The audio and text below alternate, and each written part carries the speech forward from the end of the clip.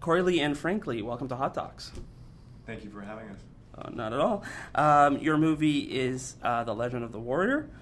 And Corey, I'll start with you. The decision to sort of explore one's roots and your family history and reconnecting with your father, it's such a personal journey. Why did you decide to film it as well? I come from a dramatic background as a filmmaker. And I think all of the stories that I've told and write, we rewrite what we know. And there's a lot of me wanting to connect with my dad in a lot of my work. And a lot about family, a lot about relationships. And I actually wrote a feature, not unlike a dramatic version of this film, about a young boy trying to connect with his dad. Mm-hmm. And I thought, after I made my first dramatic feature, I thought, this is a $20 million movie, no one's going to give me money to make this film. So I thought, how can I make this movie? And after I got married and had my own kids, had my own family, it kind of dawned on me that, I wasn't that close to my dad, and maybe the real way to approach working through this stuff is to ask him to make a movie with me. Mm-hmm. And because he has this legacy in the martial arts, and I had basically abandoned it for a long time, 20 plus years, I thought the best way would be to ask him to train me again for the first time in a long time, and really spend time with him in his gym, in this house that he basically represents what he's poured his heart and soul into. And Frank, you get a call from Corey out of the blue. He says, I want to do some more training with you and get together. And by the way, I'm bringing a film crew along. What were your thoughts when he came to you with this idea? Well, I said, wow, that's a really good idea. But you want to train if you have a time, it's been a long time. It's a pretty tough, I can spend some time with you, but now you have a family, and then I have two grandsons. Nice to, train more from me, and then you can teach your boys in the future. And that's why we get hooked up on there. And then after work, and he come to say, what do you think? I'm going to shoot some film. I said, hey, you're the filmmaker. I don't know. Whatever you want me to do, I go along with it. And that's why he started to train, and he started to shoot, that's all. In terms of you as the filmmaker, you're also the subject of your own film. What was harder for you in this instance? Was it the personal stuff, trying to reconnect with your father, or was it, trying to be objective about making a story about yourself? I think initially they were both overwhelming. This is, I come from a dramatic background, so this is my first documentary film and a feature film.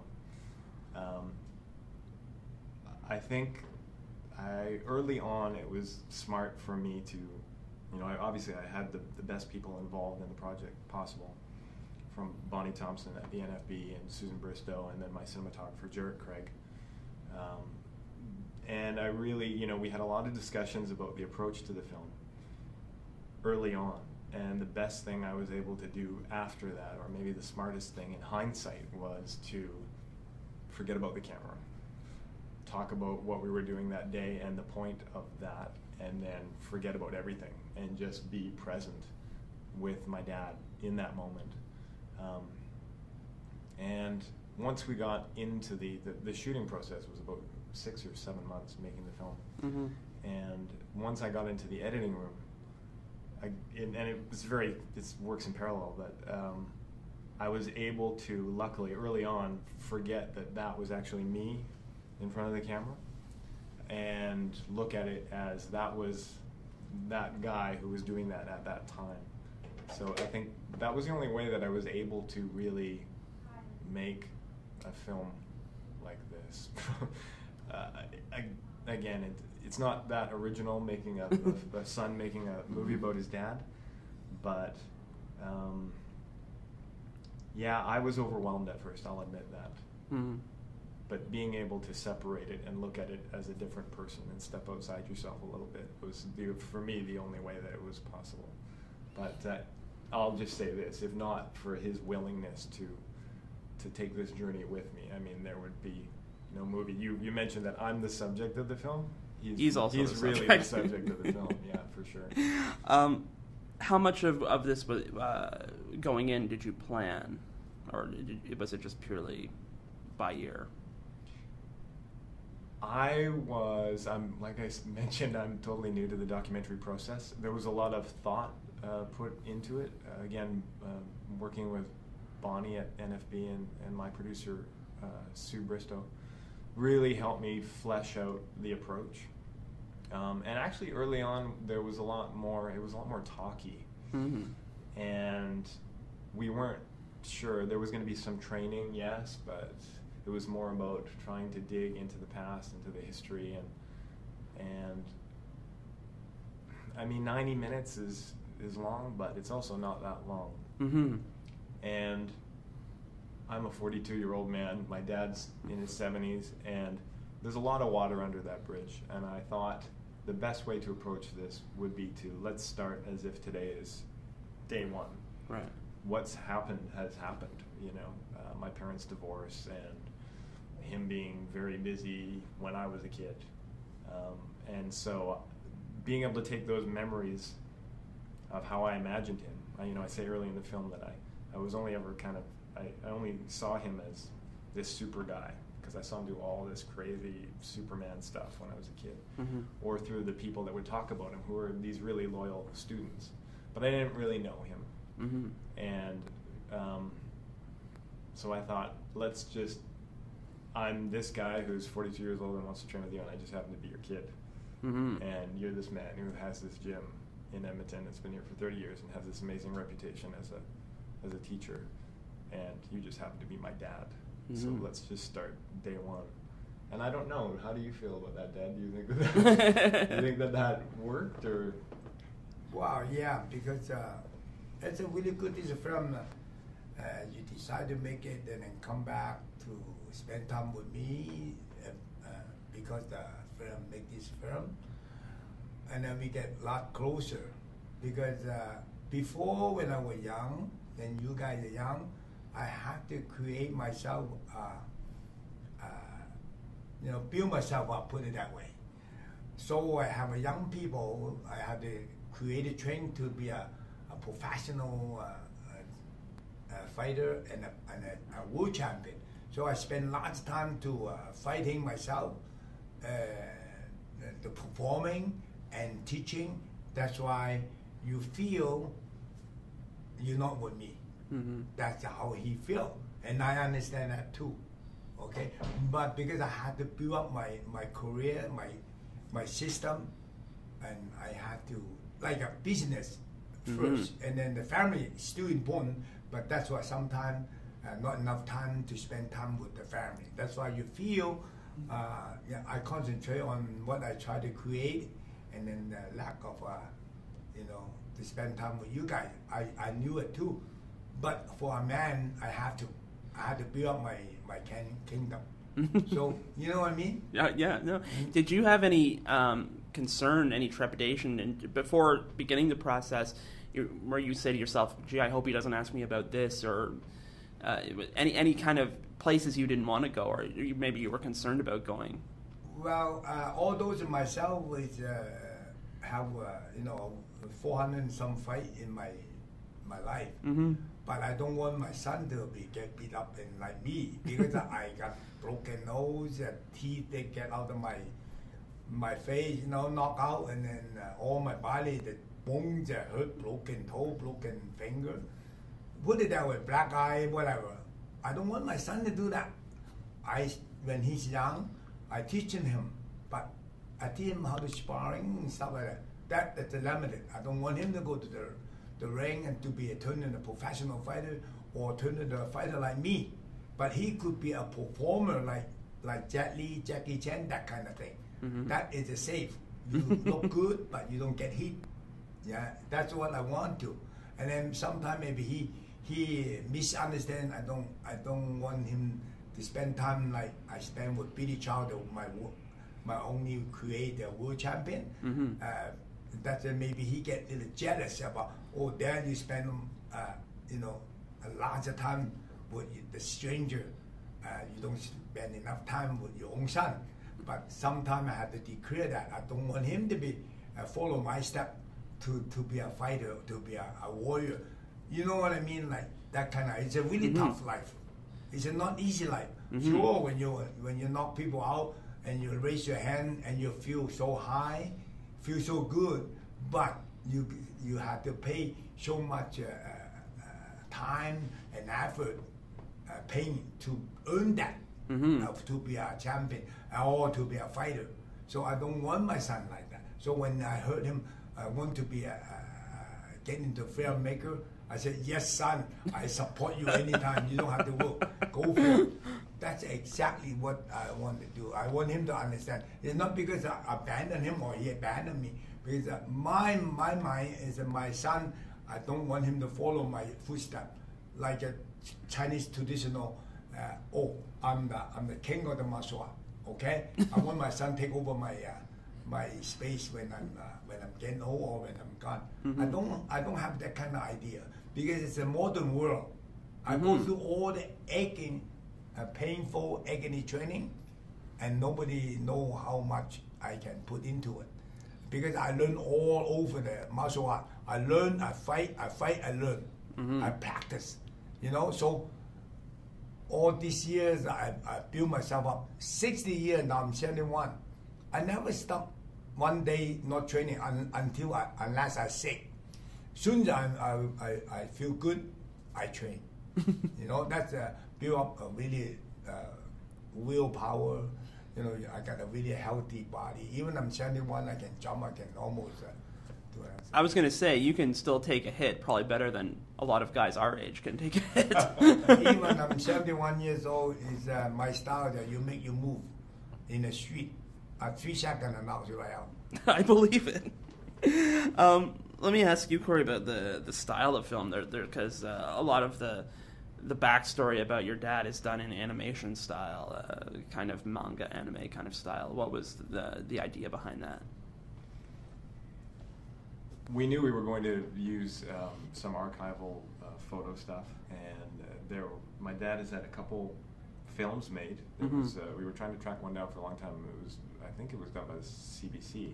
They weren't so good at archiving stuff in the early 70s, but and then there was a film made by a filmmaker / cultural anthropologist by the name of Dr. Ben Singho, and it was released in 1978. It was a 30-minute documentary called Kung Fu as a Folk Art, and my dad's basically the star of that film. So that's where you see a couple pieces of that in there. But I thought, how can we best represent my dad as I saw him when I was a kid? Because a lot of the film, at least the setup of the film, is me. That's where my view of him. That's my POV. It's trapped in this boy as how I saw him. And I think the main theme of the film is for these two grown men, father and son, to really come together on those terms now. And that was my big leap. That's my big arc for the film, I think. And we continue to work on that, is for me to see myself as a man. And so I threw out animation. I mean, I've read lots of comic books as a kid, and I just thought it was perfect because he always. I remember him doing these things, and I just, he's on these magazine covers looking like this Superman. I thought, well, then why not do animation? And our budget was very tight, but I know the NFB was quite excited about it. I don't think initially when I pitched the project to them to come on as a co-producer that they were that excited, because it was, again, it's a personal story. Kid trying to get in touch with one of his parents. Been told a million times, but when I said, I would like to kind of throw back and do some sequences in the film that are these little chapters of my dad's life told through animation, and I think it actually turned out surprisingly well. So. How is your relationship been since wrapping the film? Because the film, I don't think it's a spoiler to say it leaves in a good place. I mean, you're both here at Hot Talks together, so how has that been, and how has that continued to grow since the film's wrapped? Long format filmmaking is a pretty painful and arduous procedure. I started pitching. I pitched the film very casually to David and Bonnie at the NFB in 2008 sometime. And I think Dad and we were talking about that earlier. In 2008, sometime in the summer, my dad had some fighters fighting, and I said, Dad, I'm thinking about trying to maybe do a film about you, and could I bring a camera to Edmonton and follow you around for a weekend? And I did. I think I stayed at your place for a couple nights and followed you around, and there was a big fight night, and that was the most time we'd spent together in many years. And I think that was really the start of it. The beginning, yeah. And I would say it has just improved since then. I think during the filming of Legend of a Warrior, there were some difficult times for me because I was in Edmonton for long periods and away from my family. And there was, I think, there was a lot of training, and it felt like, well, maybe we've hit a wall here. Maybe we're only going to connect as much as we're connecting. So when we'd made the decision and you agreed to travel to Hong Kong to kind of dig into the past a little bit and where you grew up and see those places, for me that was, I think for both of us it ended up being that, but it was huge, a huge step for our relationship. And that was a really tense scene because you're not sure how he's going to react, and well, you're and kind of bringing it up, and we were kind of dragging it along, and again, the budget of the film was quite tight, and very early on I said, no, it might be nice for me to ask my dad to come, and maybe we could go back to Hong Kong and see where he spent his 10 years and where he started his journey in the martial arts, and we just didn't know if we could pull it off with the money we had. And as I spent more time at the gym and training, and not only you, Dad, but I think a lot of your students that and some of the guys that are in the film were kind of like looking at me going, oh, Corey's back again with his film crew and he's training. It's like, what are you guys still making this movie? Like, aren't you done by now? And so yeah, I certainly think if we would have just stayed in the gym and stayed in Edmonton, we wouldn't have gotten to the place we did eventually get to. So. Frank, let me ask you about your thoughts when you first saw the finished film, and what were your thoughts and feelings about it? When I watching the film with Corey, it my expect is maybe lots of fight scene and rough and tough there, but a complete different story. Lots of feeling like between him and me, and whatever when I'm doing the film, I have a feeling I tear come out for 3 times. Sometimes in the movie when I watching, and it remind me the old days, that the feeling right away come right back into me. So I think it's not just a warrior showing me how tough I am. It's a really sort of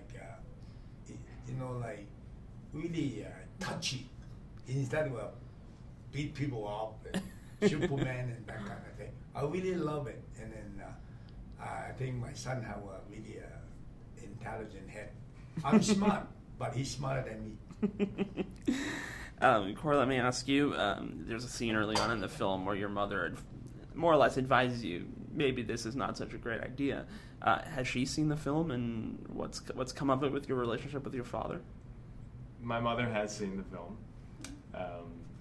I think in many ways this was a tough journey for her, as just like it was a difficult journey for both my dad and myself.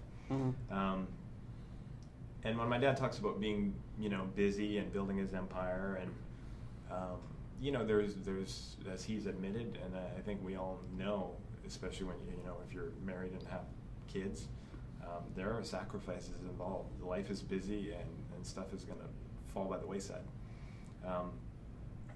And I'm still very close to my mom, But she sees my, I talked about my starting from day one at the beginning of shooting and letting some of the past just hopefully slide away. Mm-hmm. And I think that's the one thing with my mom that has been difficult, Mm-hmm. because I know, there was, my dad and my mom came from completely different worlds, and I think they kind of came together in the chaos of the 60s, but that they very much loved each other. And I think that for a long time, I don't know if it's still true, but I think, my dad, I see that he's sad for that loss, even though, he's basically remarried and has a new family. And I think my mom for a long time, and I think she's working through it too, but I think she was very angry about that. And having her have seen the film now, I think that's what's been rewarding to me too, is that she's working through some of that and she's letting some of it go.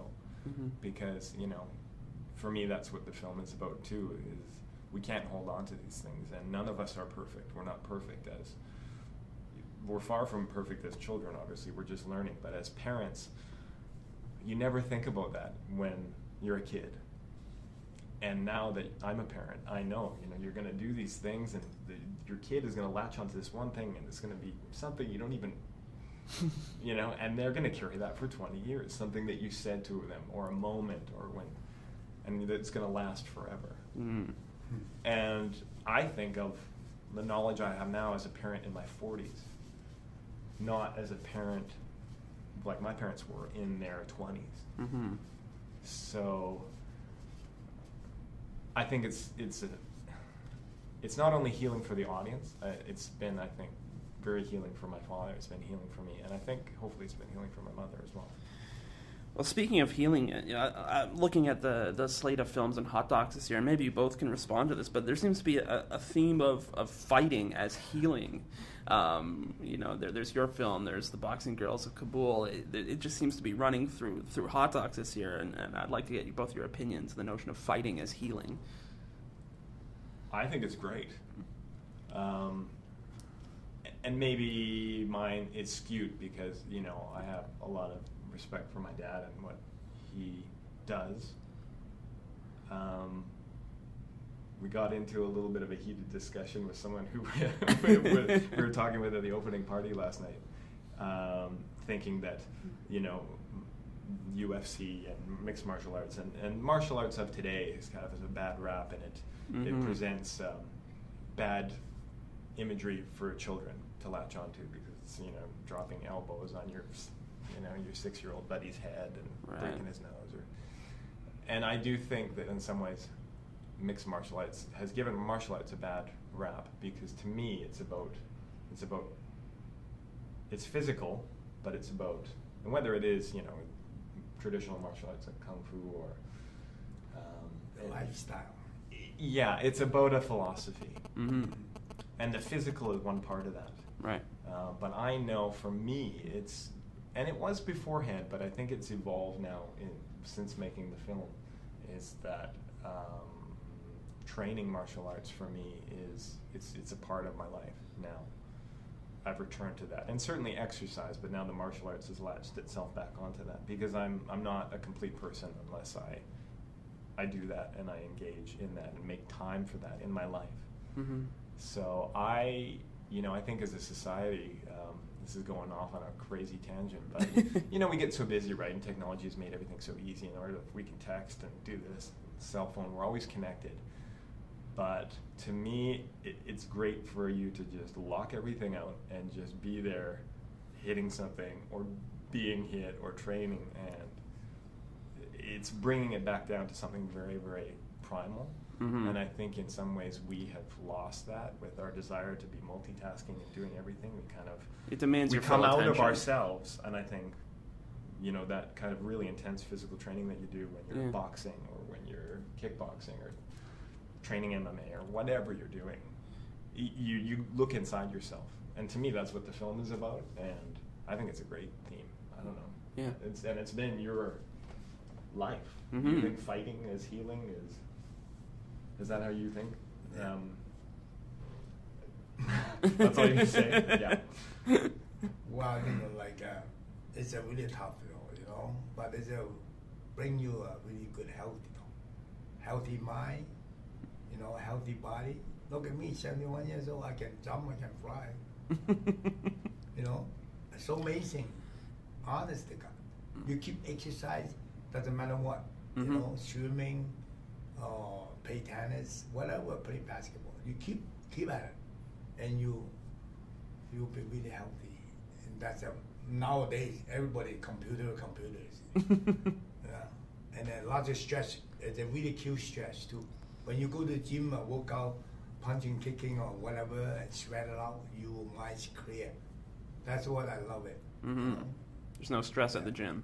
That's why I try to teaching people, not teach them to fight. Like 1% is want to fight. The most 99% want to exercise and feel good. That's why I try to get the real martial art to let people to feel good instead of go to fight. That's how my idea right now.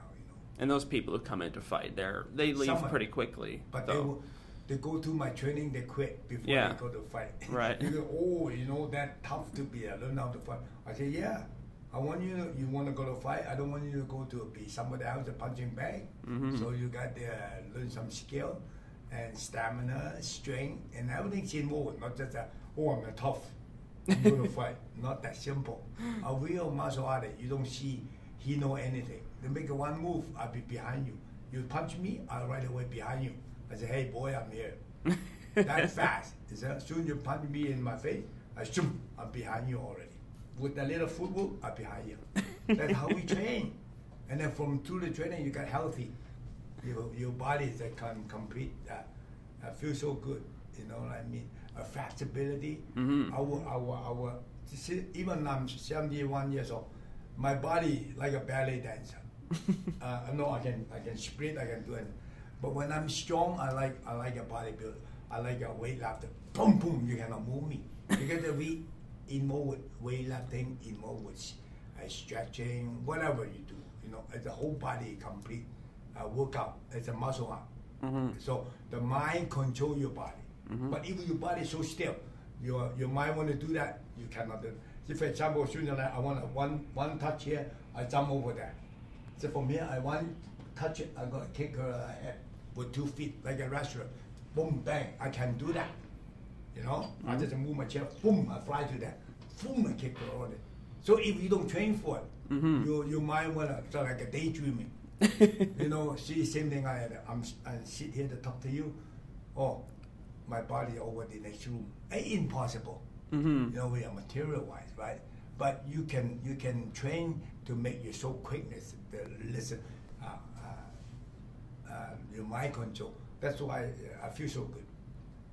And then you keep training like that, the age doesn't matter. People like to retire. No, I'm not retired. I'm teaching fighters. I'm teaching people exercise. I run class 6 days a week, 6 nights a week, and I train people that do in the daytime. I train all different people, and then I train myself too. I'm that's I advise everybody. Doesn't matter who, exercise. What kind of exercise? You don't have to fight. You don't have to kickboxing. You don't have to do martial art. But play tennis, but any sport, swimming, you steady. You got good health. That's my advice. And it's great advice. But let me wrap up by asking you guys about perhaps what you got out of making this film that's both expected and unexpected, and aside from a closer relationship with each other, what did you get out of making this film? I think for me, it was about understanding that not only I was working through this stuff and had, issues with my relationship with my dad. I learned that all these people that were involved with the film, obviously my dad first, but Cadro and Levi and some of these other people, we've all got skeletons in the closet. We've all got stuff from our past that shapes us, not necessarily in a negative way. But family is, family, and that's where you come from. So, to me, that's where the film will connect, is that, rather than run from things, rather than avoid our past, I think it's best to turn and face it in whatever way we feel we can. Mm-hmm. Because some things, maybe, if you can walk away from it, great. But, I didn't want to walk away from this relationship. Right. I think getting back to training and getting back to the martial arts, for me, that's just a bonus. That's just, extra. But to be able to now have a dad that I feel like, when I say dad, it's like, yeah, he's my dad. He's not like, it's that guy, or it's this figure, Mm-hmm. And again, like I said, for me, it was learning that everyone has that. On some level, everyone has that. So I hope that that's the way that the film will relate to audiences. Yeah. Is there anything surprising that you... Well, because of this film, you make this film, so make you understanding my life is tough. That's why, I don't want you to be follow my step. But I want you to be exercise. I'm teaching you to certain level, so you can keep exercise and then have a good health. I don't want you to be a fighter. That's now you understand. Through this film, you understand why I'm not pampering you to be a world champion. Frankly, Corey Lee, thanks for talking to me today. Thank you for having us.